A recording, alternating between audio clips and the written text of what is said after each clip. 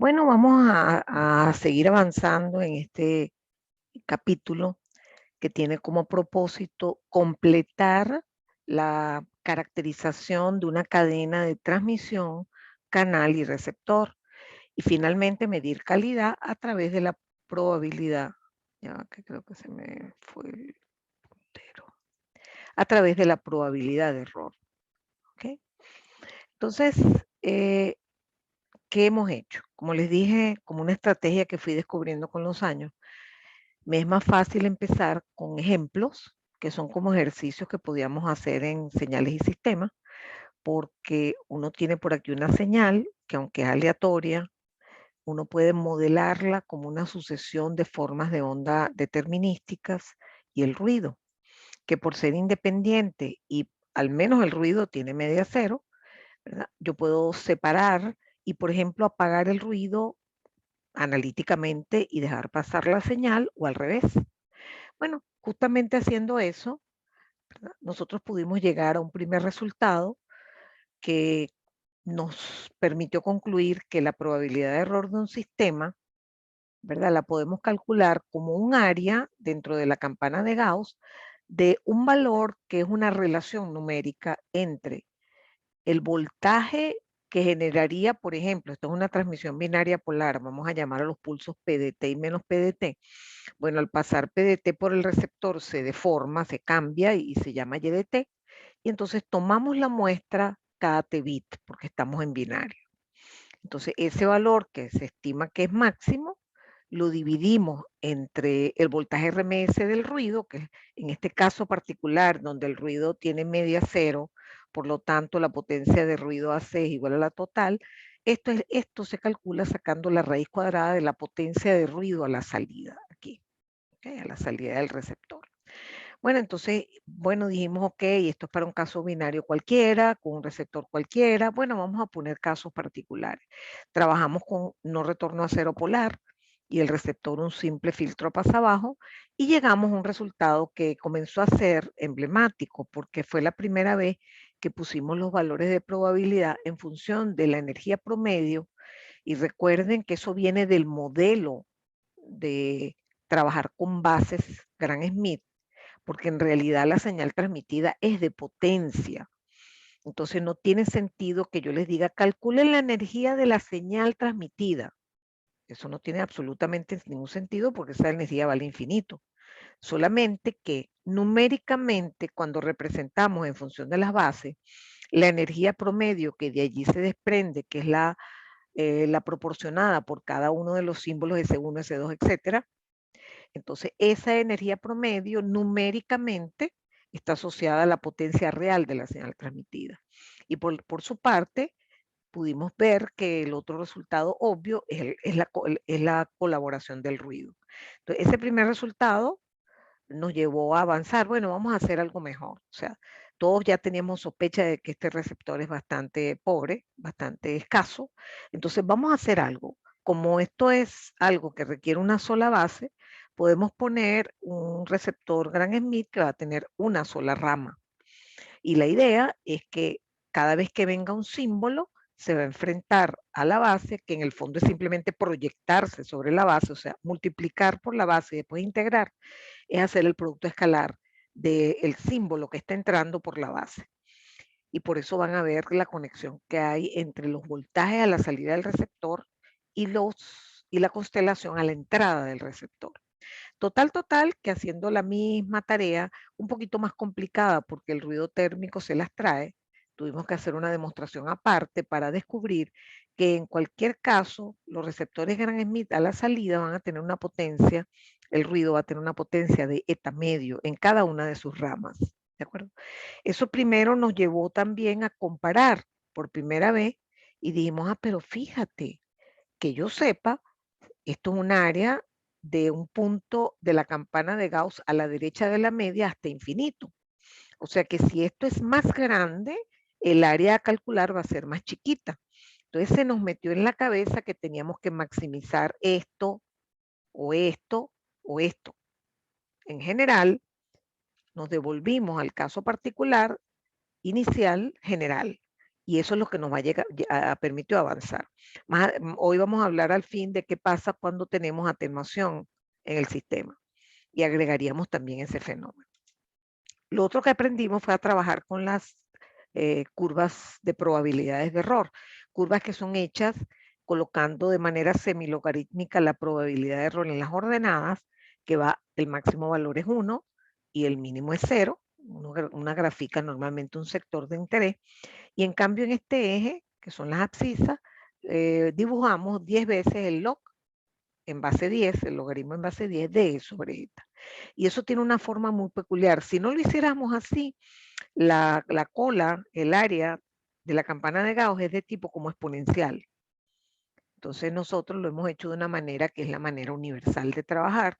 Ya les comentaba yo que hay capítulos completos de libros de comunicaciones digitales dedicados a las curvas.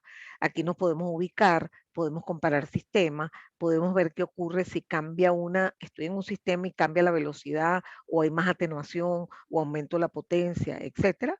Ya yo sé cómo me puedo mover en esta curva, hacia qué sentido, y además comparar curvas. Aquí, por ejemplo, comparábamos el caso de retorno, perdón, de receptor Gram-Schmidt con el de receptor pasa-abajo, que resultó el peor. ¿De acuerdo? Muy bien. Entonces dijimos, bueno, qué chévere, ya vimos algunos ejemplos, todo muy bien, ya estamos entendiendo el asunto, pero vamos a ir generalizando, porque si no, no vamos a terminar nunca. Entonces se propuso crear un diagrama de bloques en donde aparecía algo a despejar, que era cuál será el receptor óptimo, ¿vale? Bueno, otra vez vamos a empezar por algo general, binario polar. Vamos a suponer que transmitimos una forma de onda cualquiera, P de T y su negativo, una para el 1 y otra para el 0. Entonces, dado que sabemos que en este caso aplica esta fórmula, ¿ok? Dado que sabemos que esto es la cola de la campana de Gauss, pues trataremos de maximizar esto. ¿Quién es esto? Esto es pasar el pulso PDT por el receptor óptimo. Esta salida se llama YDT. Tomamos la muestra en T sub 0, o sea, cerramos este switch y eso es YDT 0. Y luego hacemos algo similar con el ruido. Y eso es lo que me va a dar esto me va a dar la raíz de la potencia del ruido de salida del receptor. Entonces planteamos, en vez de maximizar esto, maximizar su cuadrado por razones enteramente prácticas. ¿Okay? Les ponía ejemplo con lo que hicimos en las series de Fourier, que minimizábamos el error cuadrático medio en vez del error solo, o el valor absoluto del error, o cualquier cosa de este criterio de maximización es bastante adecuado, porque es como una parábola y entonces tiene un mínimo o un máximo único. Entonces de allí, utilizando una desigualdad que se ve en cálculo complejo de variable compleja, se pudo despejar la expresión del receptor óptimo en frecuencia. Y vimos que en las zonas donde hay presencia de pulso, H es grande. En la zona donde hay gran presencia de ruido, H es pequeño porque es inversamente proporcional. Este exponencial implica el retardo para forzar que el máximo esté en T sub 0. ¿Okay? Total, como a mí lo que me interesaba era calcular este argumento de la misma desigualdad de Schwartz, pude igualar el lado derecho de esa desigualdad y encontré esta resolución. Y allí me tuve que parar y decir, pero ya va, o sea, ¿por qué usted está empeñada en dejar la densidad espectral? Solamente para que vieran cuál es el papel de este filtro, ¿ok? Pero en realidad nosotros siempre vamos a usar ruido térmico, que es blanco, gaussiano y de media cero. Es decir, esto lo vamos a sustituir por eta medio y en ese momento cambia el nombre de HR. Se venía llamando filtro óptimo y ahora es un caso particular. Es como tener un apellido, dos apellidos. ¿Ok? Es un filtro óptimo adaptado. Generalmente se abrevia y se dice que es un filtro adaptado. ¿Ok? Y eso ahora al colocar eta medio, pues se me simplificó un poco la situación, ¿verdad? Del cálculo de T0 sobre sigma. O sea, ahora puedo aplicar esta fórmula directamente. Mira, que tienes un pulso que tiene forma, no sé, de paralelepípedo. Bueno, no hay problema, sácale la transformada, ponle el módulo al cuadrado, integra eso y te da el valor del argumento que tienes que meter para calcular el área de la campana. O sea, que se ha simplificado el problema. Pero lo interesante es que usando ese filtro óptimo, miren la fórmula de probabilidad que error que tuvimos, Q de la raíz de 2G sobre eta. familiar, porque ese fue el resultado para el receptor Organ-Smith. Entonces conseguimos el filtro óptimo para un caso binario polar y después dijimos, ¿sabes qué? Oye, pero tener nada más caso polar es muy limitado. Vamos a generalizarlo. Dijimos, ok, vamos a suponer que tenemos el 1 se representa con una sinusoide y el 0 con un pulso retorno a 0. Entonces, ok, vamos a hacer una extensión de este resultado haciendo algunas trampitas, ¿no? Volvimos a plantear la probabilidad de error y vimos que podíamos ver que donde estaba PDF lo sustituíamos por P1 menos P0 sobre 2. Bueno, hicimos todo ese tratamiento y fíjense que el filtro tiene ahora una suma de partes, una que depende de P1 y una que depende de P2. ¿Okay? Cuando nos dedicamos a calcular el argumento elevado al cuadrado para meterlo dentro de la Q, desarrollamos aquí, usamos Raleigh, cambiamos integral en módulo de PDF al cuadrado, lo cambiamos como módulo de PDT al cuadrado y obtuvimos este resultado. Este resultado permite calcular la probabilidad de error por bit cuando estamos en un caso binario cualquiera, ojo, polar o no polar. Esto lo abarca todo, ¿ok? Tuvimos que definir una cosa nueva que es el factor de correlación, que es bastante útil para nosotros decidir qué tipo de forma de onda nos convendría transmitir. Bueno, lo cierto es que terminamos haciendo el problema fácilmente porque bastaba conocer las dos formas de onda, calcularle su energía individual, su factor de correlación, lo metíamos en esa fórmula de Q y teníamos rápidamente calculada la probabilidad de error. Hicimos casos particulares, como cuando los símbolos son ortogonales, y miren el resultado que obtuve. Luego utilizamos el caso polar, que aquí en esta jerga de cuando se usa el factor de correlación se le llaman formas de onda antípodas, y resultó esta super probabilidad de error, que hasta ahora es la más grande que hemos obtenido. Y después les puse un ejemplo de proporcionalidad. Por ejemplo, una forma es 5 veces otra. Entonces están relacionadas y en ese caso lambda es 1, lo cual es muy malo porque esta resta va a operar y va a achicar este elemento. Entonces fíjense que si hemos avanzado de manera importante y aquí antes de seguir avanzando tengo que pararme un momento a repasar o tal vez a darles un poco formalmente, porque yo sé que en señales y en comunicaciones no le paramos mucho a eso, pero necesitamos trabajar con mucha firmeza con la parte logarítmica. ¿Okay? En el mundo de las telecomunicaciones nadie usa, digamos, cantidades lineales, nadie. Y es simplemente porque, por ejemplo, en un enlace usted tiene una potencia de transmisión, después tiene la ganancia de la antena, después tiene la pérdida en el canal, después tiene la ganancia en el receptor, etcétera. Y resulta que todos esos productos y divisiones se van convirtiendo en sumas y restas. Entonces, nos obligan a trabajar en forma logarítmica. Entonces, vamos a repasar esto. Imagínense que yo tengo un aparatico aquí, que es un atenuador, que generalmente la cantidad se da en decibeles. Oye, ¿no sabes que la pérdida en el trayecto Caracas-Maracay es como de 30 dB? Entonces, ¿cómo escribo eso matemáticamente? Bueno, entendiendo que aquí hay una salida y aquí hay una entrada, uno lo puede plantear así. 10 log Pout entre Pin es menos 20. ¿Por qué? Porque Pout es más chiquito que Pin y esta cantidad es menor que 1. Pero alguien dice, no, a mí no me gusta usar eso negativo. No hay problema, lo escribes así. 10 log de Pin entre Pout, como Pin es más grande, esto te tiene que dar positivo. Entonces esas son las dos formas de construir la conexión logarítmica que genera un atenuador. ¿Okay? Cuando uno despeja esto de aquí, usted sabe que esto se pasa para acá, me quedaría menos 20 entre 10, que es menos 2, y me quedaría que tengo que sacar ahora el antilogaritmo. Entonces 10 a la algo y me da este resultado. En este caso particular, resulta que Pout es la centésima parte de Pin, se divide entre 100. 20 dB se divide potencia entre 100. 10 dB se divide potencia entre 10. 30 dB se divide potencia entre 1000. Pero normalmente a mí me interesa trabajar con voltajes también. No hay problema. Usted puede escribir exactamente esta fórmula, exactamente, pero ponga Pout como V al cuadrado, Vout al cuadrado, Vin al cuadrado. Y entonces le va a quedar una relación que es 20 log Vout entre Vin es menos 20. Es decir, vuelve a escribir que es igual a menos 20, pero pone aquí 20 log de Vout entre Vin. O sea que lo puede escribir directamente con voltaje. Pero como la potencia y el voltaje están relacionados a través de un cuadrado, si por ejemplo usted aquí tenía que dividir entre 100, los voltajes los tiene que dividir entre 10. ¿Okay? Eso implica que si usted tenía, por ejemplo, una transmisión de este tipo, con la cual vamos a trabajar en un ratito, como un ejercicio de examen, usted tiene esta constelación, usted sabe que cuando atenúe, obvio que los voltajes van a tener que dividirse por un número específico. Para este caso particular, se tendrían que dividir entre 10. Entonces, fíjense, este punto, esta distancia radial era 1, de aquí a aquí era 2, de aquí a aquí es 2, y ahora todos esos números hay que dividirlos entre 10. Y ahora les queda la constelación en el receptor, ¿ok?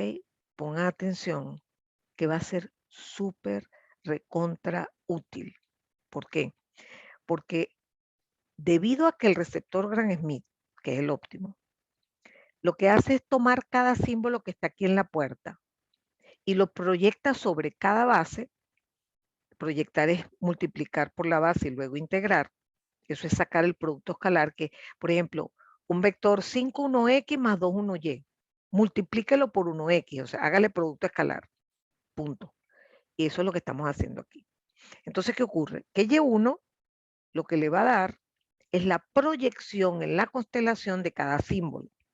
Por ejemplo, cuando este símbolo esté en la puerta, ¿cuánto va a dar Y1? Entonces uno se pregunta, ¿cuál es la proyección de este símbolo en el eje U1? 0, porque está montado en el eje U2. Ok, entonces aquí va a haber 0. Ok. En cambio, cuando sea este símbolo el que está aquí a la entrada, la proyección sobre el eje U1 vale 0.2. Entonces, evidentemente, los valores de estos tres símbolos son Y1 igual 0. Y los de este símbolo son Y1 igual 2. En cambio, si proyectamos sobre la base U2, por ejemplo, este símbolo proyectado en U2 da 0. Este también porque está en el origen. Pero este símbolo proyectado sobre U2 da 0.1. Y este símbolo proyectado sobre U2 da 0.2. Entonces, imagínense que yo tenga los voltajes a la salida así de fácil. Simplemente conociendo la constelación en el receptor, a la entrada del receptor. Fíjense que todos los resultados que hemos visto hasta ahora, sin excepción, se pueden aplicar perfectamente. Si no hay atenuación, la constelación a la entrada del receptor es esta misma. Entonces, esas E que aparecen en la fórmula, E1, E0, lambda, son tomadas de esta constelación. Cuando nosotros metamos atenuación, olvídense de esto. Usted tiene que usar esta constelación. Y con esa constelación, usted va a poder calcular fácilmente las probabilidades de error, cómo debe ser el esquema de comparaciones que usted debe poner aquí para mirando Y1 y Y2 decir, ah, no vale, era este símbolo. Ah, no vale, era este símbolo. Eso es lo que hace el receptor. Toma valores, o mejor dicho, genera valores operando sobre los símbolos y en función de esos valores toma decisiones. ¿Okay? Y evidentemente, como hay ruido, muchas veces o algunas veces nos vamos a equivocar en esas decisiones. Entonces, repito, aquí está dicho de una manera muy explícita que todas las fórmulas de P se siguen usando igualito. Donde dice E, usted va a poner E'. Donde dice E1, usted va a poner E1'.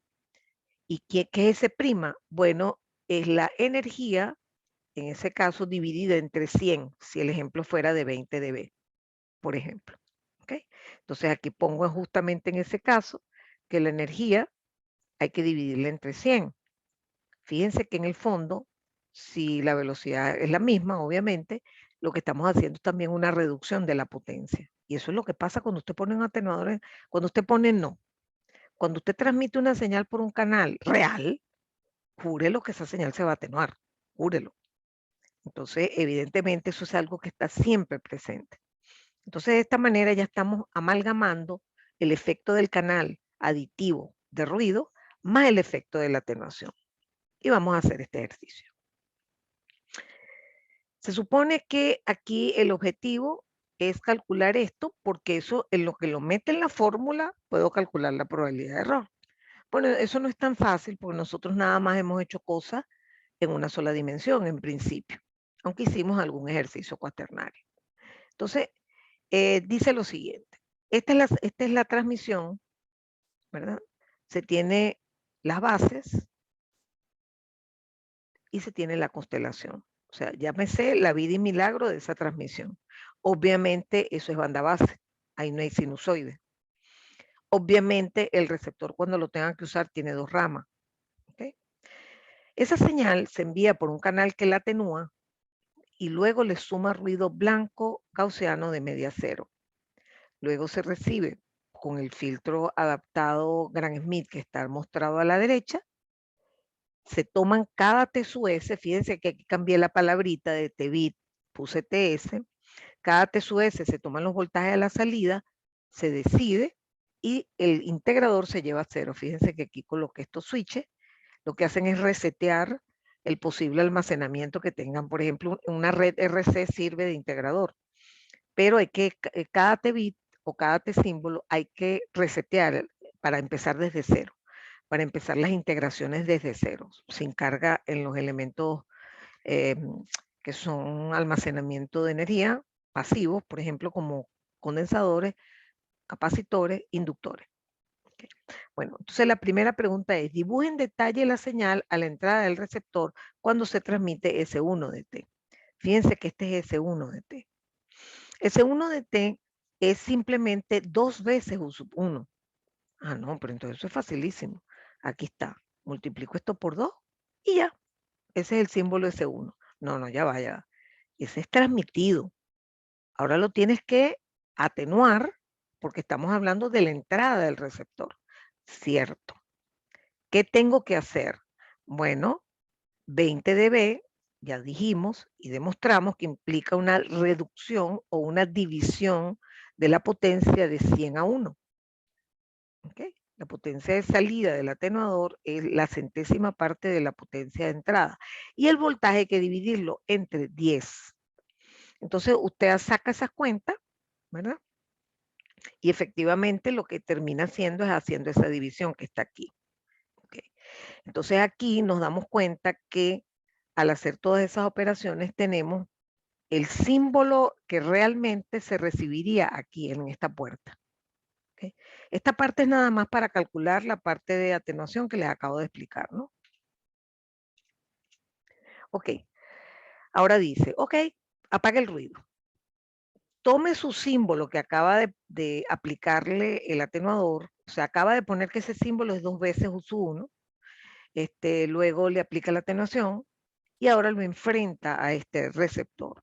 Me copié U1 de la lámina pasada y es este valor. Bueno, miren lo que tenemos que hacer. Tenemos que multiplicar estas dos cosas. Obviamente, la multiplicación, fíjese que son absolutamente del mismo ancho porque la señal es exactamente 2 veces la base. Lo cierto es que, bueno, era en el transmisor, ¿no? Ok, después es 0.2 veces la base. Bueno, lo cierto es que al multiplicar esto se multiplica 20 raíz de 2 por raíz de 20.000 y esa es la altura del pulso que está entrando aquí. ¿Okay? Y ese pulso nada más dura T símbolo medio. Ok, perfecto. Ahora integramos. Y aquí usted tiene que tener claro que esa integral es una integral que va siendo evolutiva, es decir, en cero la integral arranca desde cero, pero después usted integra, por ejemplo, el producto de esto, vamos a suponer que es este pulso, ¿ok? Vamos a suponer que no es porque esta altura es otra. Entonces usted va integrando. Integrar es calcular área. Entonces el área en este instante de tiempo sería esta. Más tarde, fíjense que el área va creciendo y va creciendo linealmente hasta que llegamos aquí. Cuando llegamos aquí encontramos el área de todo esto. ¿Ok? Bueno, si uno calcula eso, ese valor da 0.2. Ese valor se alcanza aquí. Y después, oigan, ese valor se queda constante hasta el final de este símbolo. Porque la integral, fíjense, Si usted integra hasta aquí, le da 8, ponga. Si usted integra hasta aquí, también le da 8, porque esta zona no acumuló nada. Entonces, la forma de onda a la salida del receptor Gram-Schmidt es de esta que está aquí. Fíjense que aquí en particular, no importa dónde usted pellizque el pulso, siempre que sea después de este. Sin embargo, nosotros podemos obligarnos a hacerlo siempre al final del bit o del símbolo. ¿Okay? Bueno, entonces, en definitiva, ya nosotros hemos calculado el voltaje que tomaremos nosotros aquí, el voltaje que se va a ver aquí, cuando el símbolo transmitido sea el símbolo 1. ¿Okay?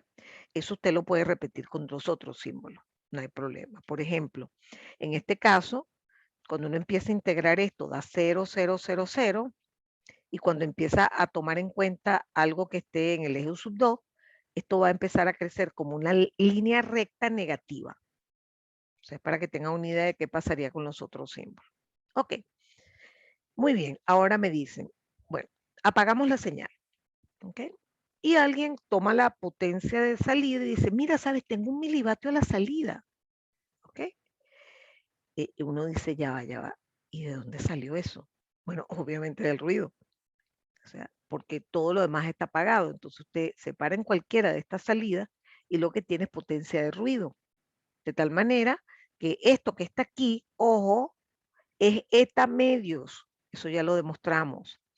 La potencia del ruido que sale de un receptor Gram-Schmidt cuando estés alimentado con ruido térmico, en todas las ramas la potencia es eta media.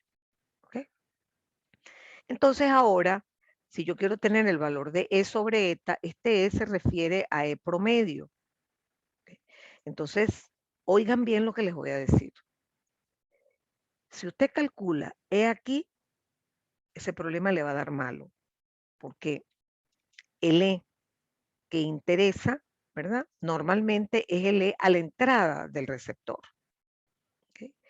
Nosotros necesitamos calcular los valores de E no a la salida del transmisor. Eso no me interesa. Me interesa es a la entrada del receptor.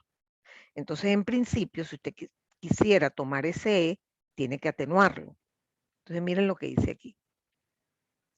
Para no tener que pintar la otra constelación, yo agarro la misma constelación de la entrada. ¿Ok? Y calculo la energía. 2 al cuadrado por 1/4, más 0 al cuadrado por 1/4, más 1 al cuadrado, y me da esto que está aquí, esta parte que está aquí. Pero ojo, ahora tengo que atenuarlo porque estoy hablando de la entrada del receptor. Y fíjense que lo dividí entre 100. Entonces, bueno, definitivamente eso era lo que me hacía falta porque ya tenía eta. ¿Cuánto vale eta? Bueno, si esto es igual a eta medio, eta vale 2 por 10 a la menos 3. O sea que ya lo tenía. Y el E lo acabo de calcular. Entonces, fíjense que aquí simplemente los divido. No lo voy a usar en más nada, solamente quería tenerlo por si acaso más adelante voy a necesitarlo para calcular las probabilidades de error. Ok, aquí tenemos otro ejercicio. Déjame ver una cosa, qué raro que no me han dado. Ok, está bien. Ok, aquí tenemos otro ejercicio que dice lo siguiente. Se tiene una transmisión binaria de pulsos no retorno a cero, cuya constelación es la mostrada, es esta. ¿Okay? Entonces, cuando dicen pulsos no retorno a cero, son pulsos anchos, o sea que duran, en este caso, T-bit, porque es binaria la transmisión. Eso sí, uno de los símbolos es 2 veces el pulso y el otro de los símbolos, perdón, 2 veces U1 y el otro pulso es menos U1. ¿Okay? Uno se preguntaría, ¿cómo calculo U1? ¿Okay? Yo creo que a esta altura, ustedes hasta que podían saberse algunas cosas de memoria, aunque no hace falta, ustedes lo pueden buscar en sus apuntes, y se dan cuenta que cuando usted tiene presente pulsos, todos los pulsos son de ancho de símbolo, o T-bit, si es binario como en este caso, usted sabe que la base tiene la forma exactamente igual a ese pulso, pero la altura es tal que la energía tiene que ser unitaria. ¿Ok? Todas las bases tienen que tener energía unitaria. Y aquí, obvio que hay una sola base porque me dieron la constelación. Y ahí está clarísimo que es una sola base. De tal manera que definitivamente ahora sí pudiésemos graficar las formas de onda que van a ser transmitidas en la realidad por el canal. Una de ellas sería 2 veces U1, pero U1 daría raíz de 1 sobre T bit de altura. O sea que esa sería la altura del pulso transmitido para ese símbolo. Y el otro sería menos U1. Buenísimo. Todo esto es todo, cada ejercicio yo, digamos, no me concentro exactamente en lo que piden, sino que le doy vuelta. ¿Okay? Es más, ni siquiera sé lo que han pedido todavía en este ejercicio. Muy bien. Ahora me dicen, esta señal se atenúa 20 dB. Bueno, hasta ahora he usado mucho 20 dB, pero es que como no hemos trabajado tanto, prefiero que se familiaricen primero con esto y después yo les cambio, le pongo aquí 30 dB. Usted también lo va a saber hacer, porque pone su fórmula y aquí pone 30. Por lo tanto, aquí le daría Pout es igual a Pin entre 1000, porque digamos 10 a la menos 3 de este lado es una relación de 1000 a 1. ¿Okay? Y si es 10 a la 4, si es 40 dB es 10 a la 4. Si es 10 dB es 10. 10 en potencia, raíz de 10 en voltaje. Ok. Bueno, lo cierto es que aquí, además de atenuar, se le agrega ruido blanco. Y me advierten que el receptor es Gram Smith. Yo les podría decir, grafiquen el receptor. Ah, eso es facilísimo. Una sola rama, multiplica por U1 e integra. Buenísimo. ¿Okay? ¿Qué más podíamos saber? Bueno, podíamos tomarnos la molestia de pintar la constelación a la entrada del receptor. Fíjense que aquí la atenué. Ya expliqué que la potencia se divide entre 100, el voltaje se divide entre raíz de 100. ¿Ok? Y entonces miren la constelación que me queda. Esa es la que yo podría usar, no esta, no esta. ¿Ok? Solo me interesa esta porque al final siempre están tratando de que yo calcule probabilidades de error. ¿Okay? Entonces me preguntan, determine eta si se sabe que la probabilidad de error por bit en este caso es igual a 10 a la menos 6. ¿Okay? Uno dice, oye, pero ya va, ¿yo puedo resolver ese ejercicio? Sí, porque nosotros descubrimos cómo calcular la probabilidad de error bastante rápidamente para un caso que sea binario de cualquier tipo, con contaminación, con ruido blanco gaussiano, con o sin atenuación, eso es irrelevante, ¿ok? Y receptor óptimo. Y esa fórmula es esta. Eso lo puedo usar en este ejercicio y el ejercicio sería relativamente fácil. Es fastidioso de repente a veces calcular el coeficiente de correlación. ¿Okay? Entonces usted tiene que tener el cuidado de entender que todo lo que está escrito en estas fórmulas es a la entrada del receptor para poder meterlo en esta fórmula de probabilidad de error. No sirve que usted use aquí esto, por ejemplo, E1. Es facilito, es 2 al cuadrado. No, eso está malo. Tienes que usar esta constelación. Entonces, fíjense que aquí, usted para calcular el factor de correlación, también tienen que usar estos símbolos. Y al poner P1, P1, por ejemplo, el que corresponde a este símbolo, y sería 2 entre 10, o sea, 0.2 por U1. ¿Ok? Y el otro sería menos 1 sobre 10 por U1. Entonces, usted esas constantes las pone para acá afuera y le queda U1 por U1, que es U1 cuadrado, la integral de soda 1. Y se va a dar cuenta que ese valor, aquí hay un menos 0.1 por 0.2. Este valor que está aquí abajo le va a dar exactamente ese valor de arriba. De manera que lambda le va a dar menos 1. Entonces, ya usted sabe que puede meter ese valor aquí. Le faltaría es tener E1, E0 y el producto. Pero ya va, eso es facilísimo, porque E1 vale esto al cuadrado, distancia radial al cuadrado. E0, distancia radial al cuadrado, o sea, 1 sobre 10 al cuadrado. Y por supuesto el producto. Entonces, sacando esa cuentica, me queda esta expresión de la probabilidad de error. Esto lo saqué de aplicar esto que está aquí, toda esta operación que está aquí. ¿Ok? Ok, ahora sí, llegamos realmente al corazón del ejercicio. Me dicen, mira, ¿sabes qué? Esa probabilidad da 10 a la menos 6. Puedes despejar esta. Entonces, observen. Les pongo este ejercicio para repasar el uso de tablas de Gauss. ¿Okay? Esta tabla ustedes tienen dos, una de valores altos de probabilidad, que no es esta, y otra de valores bajos de probabilidad. Fíjense que esta columna son los valores de probabilidad que llegan hasta 10 a la menos 9, que es chiquitico.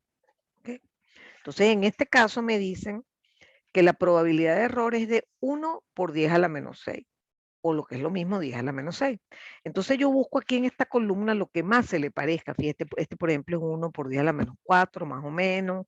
Este es 1.3 por 10 a la menos 7, no me sirve. Aquí está. Encontré que Q de X aquí da 1.02. Ni sueñen que van a encontrar este valor, ni lo sueñen. Eso lo pueden hacer en MATLAB aplicando la función QFUNC o con QFUNC inverso, pero en una tabla ni lo sueñen. ¿Okay? Entonces, perfecto, porque eso implica que para tener esta probabilidad de error, tenemos un X, esto que está aquí es Q de X, y el X que hace que Q de X sea este valor es este número, 475. ¿Okay? Listo. Entonces eso implica que el argumento de la Q vale 475 y despejamos esta. Este ejercicio tiene como única misión, ¿ok? Simplemente usar en algún ejercicio la fórmula rápida para el caso binario con todas las características exigidas, que puede ser binario de cualquier tipo. Es decir, los pulsos pueden ser polares, antípodos, el que usted quiera. Puedes tener atenuación o no, no hay problema. Pero eso sí, tienes que tener contaminación por ruido blanco y receptor óptimo. Si no, esa fórmula no sirve. ¿Ok? Bien. Entonces, digamos que lo más llamativo de este ejercicio es ayudarles a repasar el uso de la tabla de Gauss. ¿Okay? Este otro ejercicio, siempre lo digo, es uno de mis preferidos, ¿no? Porque me permite repasar varias cosas en un mismo ejercicio. ¿Okay? Fíjense cuál es la idea. La idea es que yo le defino 4 sistemas con sus propias características. Supongamos que estas 4 señales están pasadas por el mismo canal. Las estamos mandando todas desde esta zona geográfica por el aire, por ejemplo. Y todas son recibidas con su respectivo receptor gran SMI, que son distintos. En principio, si son sistemas distintos, los receptores son distintos. ¿Okay? Entonces, la idea es que yo pueda volcar, ¿verdad?, el comportamiento de esos 4 sistemas en las curvas de probabilidad de error. Para eso tenemos que estudiar un poquito cada una de las señales antes de irnos a las curvas de probabilidad. Vamos a comenzar este ejercicio y lo terminamos en la próxima sesión. Vamos a empezar recordando que una señal OK tiene una sinusoide que está prendida solo la mitad del tiempo. O sea, que la potencia sería a cuadrado cuarto, porque la potencia de una sinusoide, si está prendida todo el tiempo, es a cuadrado medio, pero en OK está prendida solo la mitad del tiempo. Entonces la potencia es efectivamente el voltaje pico elevado al cuadrado entre 4. O sea que esa potencia es de 2 vatios. ¿Okay? Con lo cual, conociendo F bit, puedo perfectamente calcular la energía promedio. Y aquí voy a parar para que no me corten, no me dejen con la palabra en la boca.